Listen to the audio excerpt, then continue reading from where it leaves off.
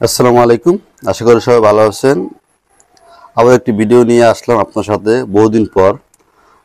দীর্ঘদিন যাবৎ আমি কোনো ভিডিও আপডেট দিচ্ছি না, কারণ আমি দেশে চলে আসছি। সেই কারণে ভিডিও আপডেট সময় পাই না, সময়ের কারণে ভিডিও আপডেটগুলো দেওয়া হচ্ছে না। সো আপনারা প্রচুর বাইরে আমাকে কমেন্ট করেন, ভাই বর্তমানে আমার যাদের ভিসার মেয়াদ শেষ পর্যায়ে দেখা গেছে আপনার এক মাসে কিছু কম আছে অথবা এক মাসের প্লাস মানে এক মাসের উপরে আছে, তারা কি করেন, তারা দেশে আসতে চাচ্ছেন অথবা দেশে আসার পরে দেখা গেছে একবার আমাকে কমেন্ট করলেন, ভাই আমি তো ভিসার মেয়াদ আছে এক মাসও নাই, ধরেন আপনার 20 দিন আছে, তো 20 দিন ভিসার মেয়াদ যদি থাকে, তো সেক্ষেত্রে যদি আপনি দেশে আসেন, তো দেশে আসলে ফিরে কি আবারও নতুন পাসপোর্ট করে সেটাকে নিয়ে দেশে মানে মালয়েশিয়াতে যেতে পারবেন কি না। এমন এমন কয়েকজনে আমাকে কমেন্ট করছেন যে ভাই আমার ভিসার মেয়াদ যদি 20 দিন আছে, 20 দিন পর যদি আমি যদি দেশ থেকে নতুন পাসপোর্ট বানিয়ে নিয়ে যাই সেক্ষেত্রে কি যাওয়া যাবে কি না।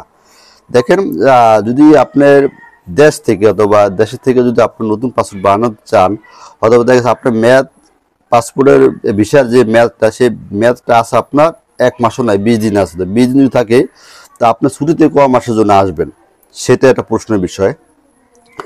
আর যদি আপনার এক মাসের উপর থাকে ভিসার মেয়াদ, তাহলে সেক্ষেত্রে অনেকটা ভালো হবে, কারণ আপনাদের কাছে এক মাসের কম থাকলে সেক্ষেত্রে যদি আপনি দেশে আসেন, দেশে আসার পর আপনি এক মাসে কয়দিনের ছুটিতে আসবেন, আর এখানে আসলে আপনার নতুন পাসপোর্ট বানানোর পর আবার দেশে মালয়েশিয়াতে যাবেন, তো সেক্ষেত্রে অনেকটা একটা লং টাইম একটা প্রসেসিং চলে আসে।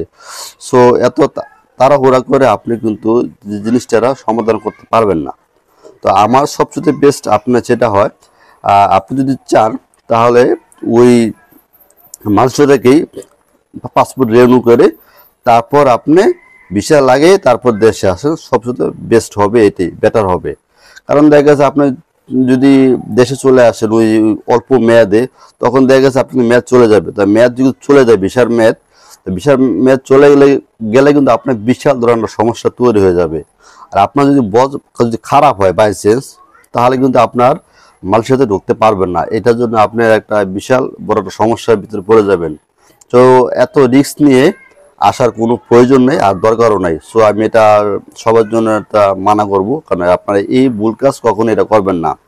আর সবচেয়ে বেস্ট হবে আপনি ওই মালয়েশিয়া থেকেই পাসপোর্ট রিনিউ করবেন, রিনিউ করার পর ওইটাকে আপডেট দিয়ে তারপর আপনি দেশে চলে আসবেন, এটি সবচেয়ে ভালো হবে। আর আপনার নতুন যারা ভিসা লাগবেন তাদের জন্য একটু কথা বলি, সেটাও হলো আপনার যখন আপনার পাসপোর্ট রিনিউ মানে ডেট শেষ হয়ে যাবে, তো ডেট শেষ হওয়ার 3 মাসের ভিতরে আপনি জমা দিবেন, এটা সবচেয়ে উত্তম। কারণ দেখা গেছে আমরা অনেকে কি করি, দেখা গেছে আপনার ভিসার মেয়াদ এক সপ্তাহ থাকে অথবা 20 দিন থাকে, 30 দিনের, তারপর আমরা পাসপোর্টগুলো জমা দিই না। এটা করা যাবে না, কারণ এটা করতে গেলে আপনার জন্য একটা জায়গা আছে। আপনি যদি এজেন্ট হয় অথবা কোম্পানি হলে হয়তো আপনার কোম্পানির কাছে জমা দিবেন, এটা কোনো সমস্যা না। আর যদি আপনি যদি এজেন্ট ভিসা হয় অথবা ফ্রি ভিসা যেটাকে বলে, যদি এই ক্ষেত্রে কোনো যদি ভিসা হয়ে থাকে, তাহলে অবশ্যই আপনি 2 থেকে 3 মাসের ভিতরে জমা দেওয়ার চেষ্টা করবেন, তখন আপনার অনেকটা ভালো হবে। কারণ দেখা গেছে যদি আপনি লেট করে জমা দেন, তখন দেখা গেছে আপনার ওই জমা দিতে দিতে দেখবেন এক সময় দেখবেন ওই মেয়াদটা চলে গেছে। দেখা গেছে আপনার সামথিং আপনার ভিসার মেয়াদ আছে 15 থেকে 20 দিন। তো 20 দিন দেওয়ার পর তাদের সাথে একটা লং একটা প্রসেসিং থাকে, সেটা হলো আপনার জমা দিলেন, দেওয়ার পরে তারা কি হলো, কাজটা করলো না ঠিক মতন। ওই তারা এজেন্টটা হলো সব অলস, দেখা গেছে আপনি টাকা দিলেন, টাকা দিতে লেট হলে কি তারা ওই পাসপোর্টটাও জমা দেয় নাই, ইমিগ্রেশনের কাছে জমাটা দেয় না। তো জমাটা না দেওয়াতে একটা জরিমানা হয়। তো ওই টাইম মতন যদি আপনি জমা না পড়ে, তাহলে কিন্তু আপনার জরিমানা দিতে হবে, আর ওই জরিমানা কিন্তু আপনার নিজেরই বহন করতে হবে। সো আমি মনে করবো যেটা আপনারা এই ভুল কাজটা কখনই করবেন না। আর সবসময় চেষ্টা করবেন 2 থেকে 3 মাসের ভিতরে পাসপোর্টগুলো জমা দেওয়ার চেষ্টা করবেন। তখন দেখা গেছে আপনার কি হবে, তখন যখন আপনার লং টাইমের সময় থাকবে, ওই সময়ের ভিতরে আপনার কাজটা সম্পূর্ণ হয়ে সাকসেসফুল হবে। সবচেয়ে বেস্ট হবে এটাই। সো অবশ্যই আমার যদি ভিডিওটা লাগে তাহলে অবশ্যই মানুষের কাছে শেয়ার করবেন। আর যারা আমাকে কমেন্ট করেছেন তার জন্য খুবই আমি দুঃখিত। সো এইসব প্রশ্নগুলো উত্তর দিতে আমার লেট হয়ে গেছে, কারণ এটা আমার দেখতে পাচ্ছি আমি গ্রামের বাড়িতে চলে আসছি, সেজন্য আমি ঠিক মতন আমি আপডেটগুলো দিতে পারছি না। সো সবাই ভালো থাকবেন, খুদা হাফেজ। আজকের জন্য এই পর্যন্তই। আবারও ভিডিও অন্য কোনো ভিডিওতে দেখা হবে। আল্লাহ হাফেজ।